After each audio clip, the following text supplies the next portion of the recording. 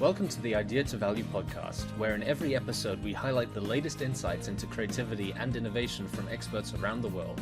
I'm your host, Nick Skillicorn. I care about the evidence behind what makes ideas happen, and I've already helped thousands of people just like you through my unique insights into recent scientific findings of how creativity works. I also show you how to turbocharge innovation programs so they finally deliver on the value and ideas you've been struggling to execute. Get your free training on how creativity can be improved by registering now at www.ideatovalue.com. Now let's get on with today's episode. Hello, everyone, and welcome to another episode of the Idea to Value podcast. I'm very happy to have Taylor Ryan with me today, who's the CMO of Valuer and a six-time co-founder of various companies, not to mention also a contributor to entrepreneur.com and Idea to Value on the topic of innovation. Taylor, I'm very happy to have you with us today. Yeah, thanks for having me. Excited to be here. So I understand that Value is a discovery and validation platform for startups. What exactly does that mean? Sure. So the concept is these days, I think a lot of VCs are running out of different avenues to find new opportunities. And now corporates, these large companies, are starting to see the value, thus the name, of some of these startups that are able to either collaborate or help them improve a lot of the different things that generate revenue, if not now or in the future. And the concept is everybody's worldwide. So finding a company that can help your large juggernaut of a huge corporation can be really difficult because there's so many new startups out there. So we are essentially using crowdsourcing to bring in thousands of startups on a daily basis. And then when we find the right clients, we deliver a curated list of startups that we validated using 60 different fields within a machine learning tool. So there's a lot of buzzwords to unpick there. Why don't you run us through an example of how a company might actually use your service? Sure. So one of the interesting things is we've caught some really nice conversations within the world of banking, and everybody wants to get into something in the way of blockchain or fintech. So we've had some really interesting conversations with clients that had nothing in the way of any real fraud detection going on. And so the question is, does it make sense to try to build something in-house or find a company that's already doing this, that has validated themselves through a minimum viable product and is already bringing on new clients, and say, does it make sense for us to either outright acquire these guys or collaborate with them rather than us starting from square one? And I think the reality is they're finding a lot more success using all these outside resources to then implement internally and then decide down the road if it makes sense to outright acquire. But surely companies like that, if they know what sort of capability they need, doesn't it make more sense for them to just do their own research and find out what options they've got and then go and have those discussions directly? Sure, I think there's a use case for that a lot of the time. But I think what you find is that when it becomes a highly complex project, whether it's building something in the way of blockchain or potentially just fraud detection, right? The concept is you need somebody that is actually familiar with that and is able to do the work. And there's a big difference between in a large company where somebody is basically placed on a project and it's seen as just another project, or you have a founder with a very talented team that has made it their life mission to build this thing, to make it work, because they care. And there's a difference in terms of the amount of work that you get out of an internal kind of operating IT department that looks at this new project and says, okay, cool, we can cobble together some resources for it. And let's have meetings for the sake of meetings. And by 3 years, hopefully we'll be there, versus a startup that has already pivoted once, understands the need of the market because they already have a few clients, and has been scaling this thing, but is more flexible, streamlined, and has the ability to make changes that will ultimately result in a better product and a higher level of success because they know what they're doing, and they've been doing it on their own. And I think there's two very different pathways there, but the reality is I think you get a lot more value out of bringing in these companies that are already finding lightning in a bottle. I mean, absolutely. There's so much research which supports the idea that if you have people who are really dedicated towards building something innovative and that's their focus and they're given the resources to do it, it's going to happen a lot quicker, and it's going to happen probably a lot more successfully than if you try and do it by committee, which I've seen, unfortunately, firsthand on quite a few large programs that I've been involved with over the years. Yeah, I hear you. I think one of my favorite talks to date is it's Astro Teller, which is probably the coolest name out there ever. He sounds like a like a future fortune teller. He's the guy that runs Google X, and he has this really amazing TED Talk where he describes what happens within Google X, or X as it's now called. Essentially, people are rewarded for killing projects. You have a failure bonus. There's no such thing in terms of these larger corporations, because they're like, hey, look, we set this pathway and we decided this is what we're going to do. Barring any type of feedback, it doesn't matter. This is what we have claimed are our KPIs and what we're measuring ourselves on. So let's just keep going as far as building something that nobody will use. It doesn't work. It didn't fit to begin with. And that's a problem. And I don't think there's any feedback loops built into a lot of these large companies. So you have a lot of failure with zero reward, and people continue to build on projects that go nowhere, bridges to nowhere. The old sunk cost fallacy. That's right. So you mentioned at the beginning that your platform helps put companies in touch with startups, and you mentioned the case of whether or not you end up acquiring them. But in practice, what do you see happen normally? Is it mainly a way to find capabilities to acquire, or is there just some way to collaborate with startups now, which works out for both companies? I think collaboration is ideal, right? And most founders of startups that I've spoke with always go in a little trepidatiously to meetings with corporations, because the concern is, are middle management going to try to pluck my most talented members or team by offering them unreasonably high salaries? Or am I going to get mired into a situation where I'm now taking all of my orders from somebody that doesn't understand my business model to begin with? And that happens. So the concern of outright acquirement, and I'm sure you've seen in numerous situations where you have a change management and then the company that was amazing as a startup is impossible to get functioning as an arm of an organization. It's taking the fastest fish in the ocean, a sailfish, and throwing it on land and saying, hey, race that cheetah.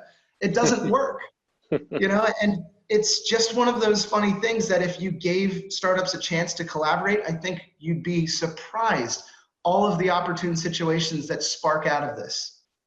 So how might that actually work? What does it take for startups and big established slow organizations, as you'd refer to them? How do you get them to collaborate that works for everyone? Well, I think there's an early conversation that needs to take place in terms of what are we doing here? What are we trying to establish, or what are we trying to get done? And there's a lot of consultants that are really talented at pulling this out, but I think one of the questions that often is missed in these conversations, approaching each individual department and saying, essentially, what is one thing that you could see change here that would allow you to do your best life's work with our company? That question is almost never asked. It's normally, what doesn't work, or what are your pain points? And I feel like you don't get to the crux of what could you do really well if we could change this one thing. And that starts to flow the conversation in a completely different direction, which allows for, great, so you've told me that you have nothing in the way of data warehousing. So let's take a look. Here's some options. I'm not going to tell you which one to pick, but there's an amazing startup that does an amazing job on basically segmenting out your different areas of whatever your backend is made of. Or maybe, hey, we're doing something in the way of biotech, and you're having the same failures month over month. What are you doing to find things that are outside of kind of your echo chamber of hearing the same things nonstop? Are you looking into these new opportunities in an open-minded way and giving them a chance to run with you? And I think a lot of people are missing those conversations because they don't know they should be having them. Is this just wishful thinking, what you're describing? In an ideal world, that sort of collaboration would happen, or is this actually happening more commonly than people give it credit for. Oh no, I think you're absolutely right. There's a lot of innovation theater out there. You know, the idea of like, look, we're doing something innovative. Here's a hackathon. We'll put it out on LinkedIn, and nothing comes from it. You know, and that stuff really aggravates me. But a lot of the companies that we're working with, we tend to pair them up with consultants on either side of the project. The idea is it's not finished once you make the introduction. And this is a complete change in the mindset, right? That it needs to come from the top down. So like if you have a CTO that's like, whatever, if this will make the partners at the company happy, I'll throw together an innovation lab, and then in 3 years I can say, see, I'm right, now let's go back to the way that we're doing things. And that's a problem. I think you need to change the way, and podcasts like yours are absolutely at least plucking kind of the strings of what does this feel like, or what is it supposed to look like?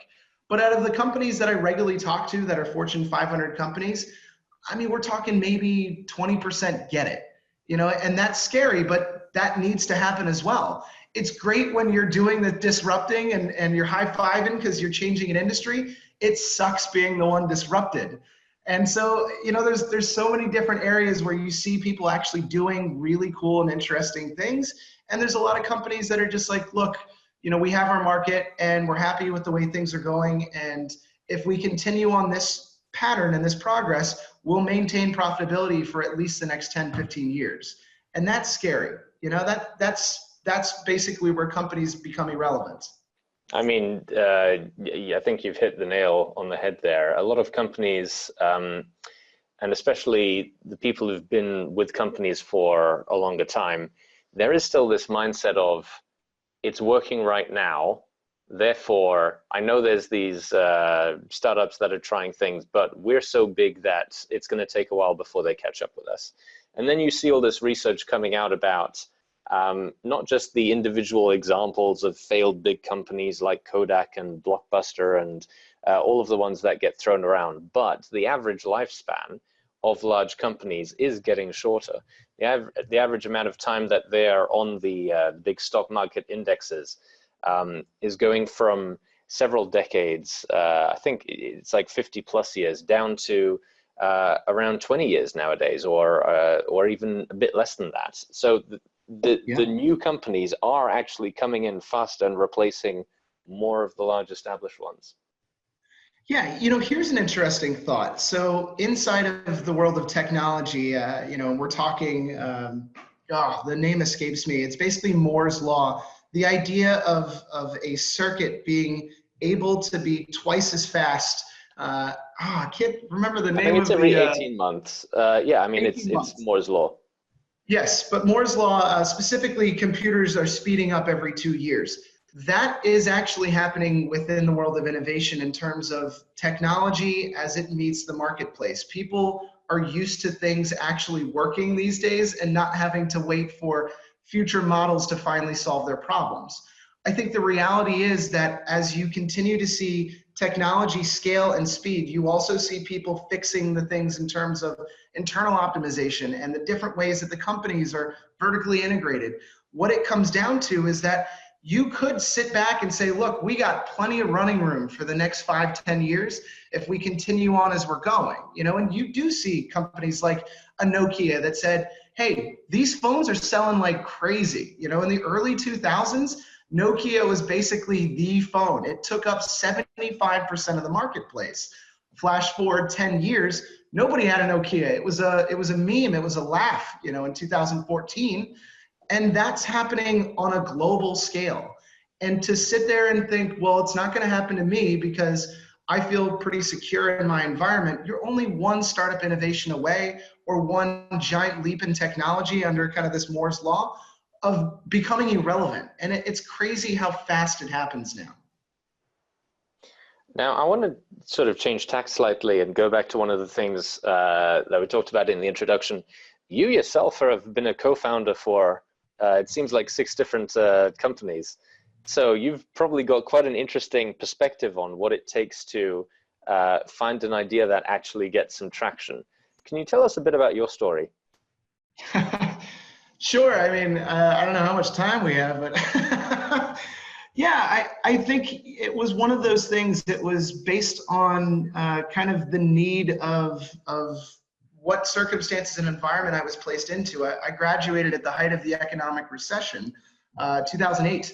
So there wasn't a lot of opportunity. And so it more or less kind of led me into completely bizarre and different startups that I enjoyed. So I came into a home remodeling company and basically saw that the prices were way too high in terms of the margins that were being made, and I could certainly do all the selling myself. So found a more seasoned guy to step in with, and all of a sudden we're making decent money. After that, went over to a teeth whitening franchise company, found manufacturers out in China, and traveled up and down the East Coast, essentially selling teeth whitening solutions to dentists, to tanning salons, to spas, and then moved on from that to, God, what was the next one? It was teaching veterans how to get back into the workforce. I couldn't find a good e-learning platform that did that, and partnered up with my old business partner, Dave Muir, and basically scaled that and won a $4.3 million government contract. All of these kind of new experiences taught me what failure looked like or what a bad process would look like. And I think ultimately startups are battling time, whether it's to be the first to market or to be the best within your niche, or at least to start getting enough customers before you run out of money. And I've found that optimizing my time in terms of the way that I've always put it, growth hacking, has paid in dividends. And I think a lot of the successes that startups have early on should be applied to some of these larger corporations.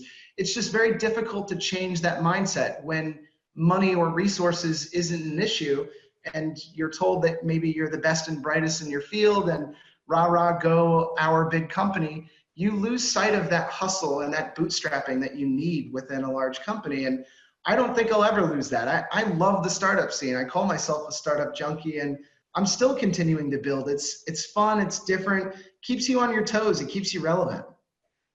I mean, what you were talking about there, it sparked off an interesting question for me, which is you obviously work with a lot of startups, and we've been talking about the problems of innovation in large companies.